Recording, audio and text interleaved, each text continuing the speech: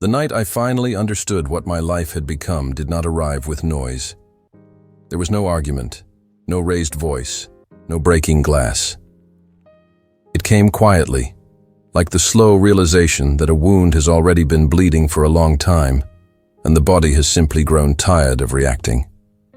I was sitting alone on the edge of our bed, the mattress still warm on her side, listening to the sound of my own breathing as if it belonged to someone else.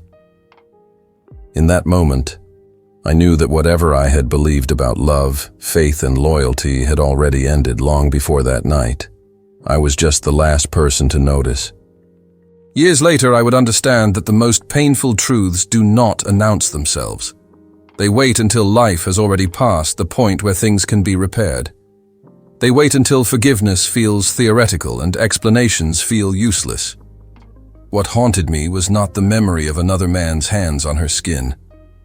It was the memory of her hands folded in prayer beside mine, night after night, voice steady, eyes closed, asking God to protect what she was quietly destroying. At the time, I did not yet know that some betrayals are not acts of passion, but acts of discipline. Only after everything had fallen apart did I understand that the real loss was not my marriage. It was the years I spent believing that silence meant peace and routine meant truth. I grew up in a place where life moved slowly, not because people wanted it to, but because there was no other choice. Our neighborhood sat between the old village and the expanding town, a place where goats still wandered across unfinished roads, and children learned early to step aside for bicycles, carts, and sometimes cars that did not slow down for anyone. Mornings began with the sound of metal pots, coughing, and the distant call of men preparing to leave for work. Nobody asked how you slept. That question was a luxury. My father was a quiet man. He believed that responsibility spoke louder than words. He woke before dawn, washed from the same cracked basin every day, and left the house without ceremony. My mother rarely complained. Her strength lived in repetition, cooking, cleaning, waiting. They did not argue loudly, but they also did not laugh much. Love, as I learned it, was endurance. From a young age, I understood that a man's value came from what he provided and what he tolerated. You stayed, you worked. You did not ask for too much. If you did those things, you were considered good. When I met her, I was already shaped by that belief. She was introduced to me through family, the way many things in our lives were decided. Carefully, practically, without romance. She was not beautiful in a way that demanded attention, but there was something calm about her presence. She spoke softly, listened closely, and answered questions without unnecessary emotion. When she smiled, it felt deliberate, as if she saved expressions for moments she believed mattered. We spoke about faith early. She talked about prayer the way my mother talked about food, something necessary, something you do whether you feel like it or not. That comforted me. I wanted a life that felt anchored. I wanted certainty, not excitement. Our courtship was brief. There were no secret meetings, no dramatic gestures. We met in living rooms with elders nearby, drank tea, spoke about expectations. She said she wanted a peaceful home. I said I wanted stability. We both believed we were saying the same thing. Marriage arrived like a responsibility we had both prepared for, but never truly imagined. We moved into a small house with thin walls and uneven floors. It was not much, but it was ours. I worked long days, sometimes leaving before sunrise and returning after dark. She managed the house with quiet efficiency. Meals were ready, clothes were washed, visitors were welcomed politely and sent away at reasonable times. Every night before sleep, she insisted we pray together. At first it felt strange. I was not used to speaking out loud about hopes or fears. But she led the prayers gently, never forcing me to say more than I was comfortable with. She prayed for our families, for protection, for patience. Sometimes she prayed for my work, asking God to strengthen my body and guide my steps. I began to associate her voice with rest. Those moments became the most consistent part of our marriage. No matter how late I returned home, no matter how tired we were, prayer happened. Kneeling side by side on the thin mat, heads bowed, the day finally stopped moving. In the early years, I mistook that ritual for intimacy. Life settled into routine. I worked. She kept the house. We saved when we could, worried when we couldn't. When our first child was born, everything became heavier and more fragile at the same time. She became more serious, more focused on doing things correctly. I became more anxious, more determined to work harder. Money was never enough. I took extra shifts. I accepted jobs that exhausted me. When I came home, I was often too tired to talk. She did not complain. She simply adjusted the way she always did. Prayer remained unchanged. As the years passed, our conversations grew shorter. We discussed logistics, school fees, groceries, relatives. We did not talk about loneliness or desire or doubt. I believed that avoiding conflict meant we were doing well. I believed that her silence meant contentment. I did not notice when her laughter stopped coming easily. I did not question when she began spending more time outside the house, saying she was helping at church or visiting family. In our culture, a woman's movements are rarely interrogated if she fulfills her duties at home. The house was clean. The children were cared for. Prayer continued. There were moments, small and easy to dismiss, that should have unsettled me. A phone turned face down too quickly. A delay that did not make sense. A distance in her eyes when I spoke about the future. But I was tired, and tired men accept simple explanations.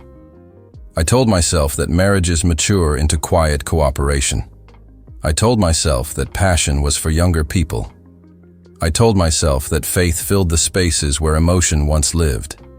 Every night, we prayed. I did not know then that routine can become a shelter for secrets. I did not know that someone can kneel beside you and already be somewhere else entirely.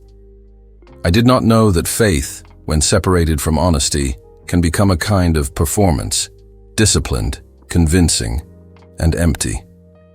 By the time doubt finally began to settle in my chest, it did not feel sharp. It felt heavy, like something that had been waiting patiently for me to slow down enough to notice it. And even then, I stayed silent. The weight did not lift after that realization. It settled deeper, pressing itself into the quiet spaces of our days, into the pauses between her words and the way her eyes no longer rested on me when I spoke. I began to notice things, not because they suddenly appeared, but because I no longer had the strength to explain them away. Her absences stretched longer than they used to, not dramatically, not enough to provoke suspicion from anyone else, but enough to leave a faint echo in the house. She would say she was delayed at a church meeting, or helping a relative whose name I knew but whose face I had not seen in years. Her explanations were calm, delivered without hesitation, and that calmness disarmed me. I had grown up believing that nervous people lied, and composed people told the truth. I did not yet understand how discipline could train a lie to walk without trembling. At home, she continued to perform her role with precision. Meals were prepared. The children were bathed, fed, and corrected when they misbehaved. She asked about my day in the same measured tone, listening just long enough to respond appropriately. There were no sudden changes in her behavior that anyone could point to. That was the most confusing part. Nothing fell apart. Nothing collapsed. If betrayal had a sound, I expected it to be loud. Instead, it was silent, methodical, almost respectful. And because everything appeared intact from the outside, I felt ashamed for feeling unsettled. I told myself that suspicion was a sign of weakness, that a faithful man trusted his wife. That doubt was a failure of character. Prayer continued with the same consistency. Every night when the house had settled and the children slept, she would lay out the mat and kneel beside me. Her voice did not change. She prayed for guidance, for protection, for forgiveness of sins spoken and unspoken. Sometimes she prayed longer than usual, her words flowing softly, almost beautifully, and I would feel a strange tightening in my chest that I mistook for spiritual emotion. Only later would I recognize it as confusion, the body reacting to something the mind refused to accept. After prayer, she would lie down and turn slightly away from me, leaving a small, polite distance between our bodies, as if even sleep required boundaries now. I tried, in small ways, to close that distance. I came home earlier when I could. I asked about her day with more interest than before. I suggested we visit family together, or sit outside in the evenings like we used to. She agreed politely, but without enthusiasm, as if she were fulfilling obligations rather than responding to desire. There was no hostility in her rejection, only neutrality. That neutrality hurt more than anger would have. Anger at least acknowledges presence. Neutrality treats you like furniture, necessary but unnoticed. Sometimes, late at night, I would lie awake listening to her breathing and wonder when exactly we had stopped being curious about each other. I searched my memory for a specific argument, a betrayal of my own, a moment where everything shifted. I found nothing. That absence became its own kind of pain. It suggested that the distance had not been caused by a single wound, but by years of small neglects, misunderstandings, and silences that accumulated until there was no clear beginning to point to. The first external crack came from a place I did not expect. A woman from our neighborhood mentioned seeing her in town one afternoon, sitting in a cafe I knew she disliked. The comment was casual, almost careless, delivered without suspicion. I laughed and said there must be a mistake. When I asked my wife about it later, she smiled faintly and said she must have passed by while running errands. Her explanation was immediate, effortless. I nodded and let it go, but something inside me shifted. Not because her story was unbelievable, but because I realized how easily I accepted it. I did not even feel relieved. I felt numb. From that point on, doubt became a quiet companion. It did not speak loudly. It did not accuse. It simply watched. I noticed how she guarded her phone more closely, how she stepped outside to answer calls she used to take in front of me. I noticed how she dressed with slightly more care when leaving the house, not extravagantly, just enough to suggest intention. Still, nothing crossed a line that could be named. Everything existed in the space of plausibility, where truth and imagination share the same shape. I did not confront her. I did not investigate. Part of me feared what I might find, but a larger part feared what finding nothing would mean, that I was becoming the kind of man who distrusted without cause. In my upbringing, a man who suspected his wife without proof was considered weak, insecure, almost shameful. I carried that belief heavily. I believed that endurance meant silence, that strength meant swallowing discomfort. And so I stayed quiet, telling myself that if something was wrong, it would eventually reveal itself without my interference. Time passed the way it always does, indifferent to internal conflict. Our children grew older, more independent. The house became less noisy, more orderly. With fewer distractions, the distance between us became harder to ignore. We moved around each other with courtesy, sharing space, but not warmth. When relatives visited, we performed unity convincingly. When they left, the silence returned, thicker than before. There were nights when she came to bed later than usual. Her movements careful, deliberate, as if trying not to wake me. I pretended to sleep, listening to the rhythm of her actions, wondering where she had been, and hating myself for wondering. In the morning, everything returned to normal.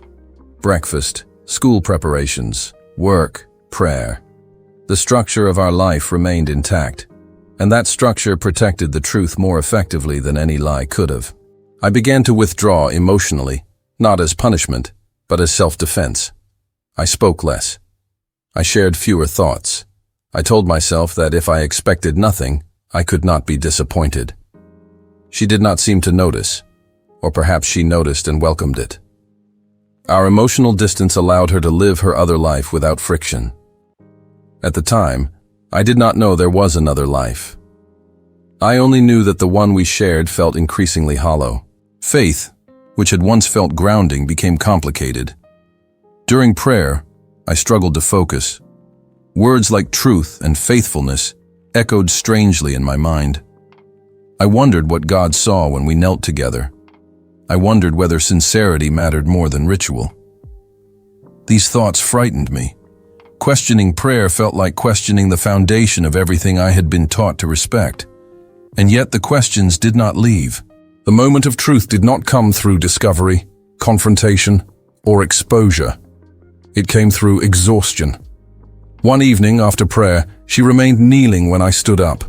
Her hands rested in her lap, fingers pressed together tightly. I could see, even from behind, that something was different. The air felt heavier, as if the room itself was holding its breath. She asked me to sit back down. Her voice was steady, but there was an unfamiliar tension beneath it. What followed did not unfold quickly. She spoke slowly, choosing her words with care, as if she were explaining something delicate rather than confessing something destructive. She told me she had been seeing someone else. Not recently, not accidentally, over time.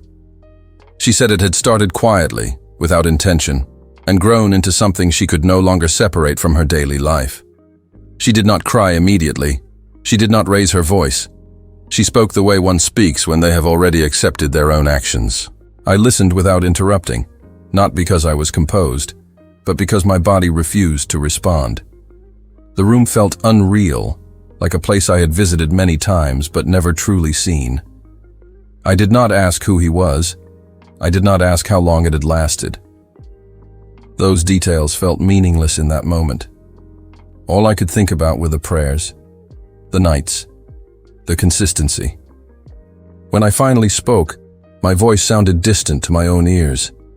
I asked her how she could pray with me every night while living this double life.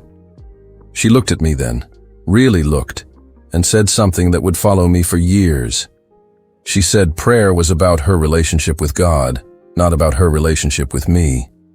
She said faith and personal choices were separate things. I did not know how to respond to that. I only knew that something inside me broke quietly, without spectacle. In that moment, I understood that the woman beside me had learned how to divide her life so cleanly that even guilt had been assigned its own compartment. We sat there for a long time after she finished speaking. The house was silent. The children slept unaware. The world outside continued unchanged. Nothing dramatic happened. And yet, everything had already ended. I did not shout. I did not strike the floor or the wall. I felt an overwhelming tiredness, deeper than physical exhaustion. A tiredness that came from realizing how long I had been alone without knowing it. That night, we slept in the same bed, separated by a distance that felt wider than any room I had ever stood in. By morning, the life I thought I knew no longer existed. By morning, the house looked exactly the same, and that sameness felt cruel. The cups were still stacked neatly. The children's shoes still waited by the door. Sunlight entered the room without hesitation, touching walls that had witnessed a truth spoken too late to matter. I woke with the strange sensation that I had survived something without understanding how. She moved through the house quietly, preparing breakfast as she always had. Her movements careful, almost respectful, as if the confession the night before had been a formal transaction now complete. We did not speak about what had been said. Words, it seemed, had finished their work. The days that followed did not bring chaos. They brought administration. Conversations about school schedules, work hours, and meals continued as if habit itself were trying to protect us from collapse. I went to work each day carrying a weight that had no visible shape. My body performed tasks automatically, lifting, walking, responding when spoken to, while my mind replayed moments I had once considered sacred. Each memory rearranged itself under this new understanding. Her prayers were no longer gentle. They were precise, controlled, practiced. And that realization unsettled me more than the image of another man ever could. At night, sleep came in fragments. I lay awake listening to sounds I had ignored for years. The shifting of the house as it cooled, distant dogs barking, her breathing beside me. I wondered if she was awake too, if guilt kept her alert, or if she slept peacefully, having already resolved whatever conflict she had felt. The thought that she might rest easily disturbed me deeply. It suggested that the pain lived only on one side of the bed. Eventually, practicality forced movement. We spoke about separation not as a dramatic decision, but as an inevitable adjustment. She said she did not want to disrupt the children's lives more than necessary. I agreed, because by then I no longer had the energy to argue about meaning. She packed her things carefully, folding clothes the same way she always had, separating them with quiet efficiency. When she left, there was no final speech, no tearful goodbye. She hugged the children and told them she would visit. Then she walked out, closing the door gently behind her, as if she were merely stepping out for an errand.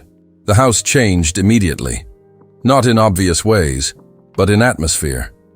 Silence took on a different quality, heavier, less patient. The children sensed it too, though they did not fully understand. They asked fewer questions than I expected. Children are perceptive, but they also learn quickly what questions not to ask. I focused on routine, believing structure would protect them: meals, school, chores, bedtime. I filled the days with movement so there would be less space for reflection. Prayer disappeared without announcement. One night, after the children slept, I found myself standing in the room where we used to kneel. The mat lay folded in the corner. I realized I did not know how to pray alone anymore. The words felt unreliable. I did not doubt God, but I doubted language. I doubted rituals that could exist comfortably alongside betrayal. So I stood there for a long time, saying nothing, before turning off the light. People noticed, of course. In communities like ours, separation is never private. Relatives asked questions politely, indirectly. Neighbors offered sympathy, wrapped in curiosity. I answered with minimal detail, preserving dignity where I could. I did not speak badly of her, not because I wanted to protect her, but because speaking felt pointless. What mattered had already happened in the quiet, away from witnesses. Years passed. The children grew taller, more independent. They adjusted in ways that impressed and saddened me. I became both parents without ceremony. I learned how to braid hair poorly, how to pack lunches efficiently, how to sit through school meetings without someone beside me. Fatigue became constant, but it was a familiar fatigue, one I knew how to carry. Occasionally, she visited. Her presence felt formal, cautious. We spoke politely, exchanging necessary information. There was no attempt at reconciliation. Whatever bond we had shared no longer existed in a form that could be repaired. I sensed that she had moved on emotionally long before she left physically. In time, I accepted that. What lingered longest was not anger, but self-examination. I replayed my life slowly, asking questions I had never allowed myself to ask before. Had I been absent without realizing it? Had I mistaken endurance for love? Had my silence taught her that honesty was unnecessary? These questions did not absolve her actions, but they reshaped my understanding of responsibility. I saw how two people could fail each other quietly, without cruelty, without intention. As I aged, the urgency of pain softened into something more reflective.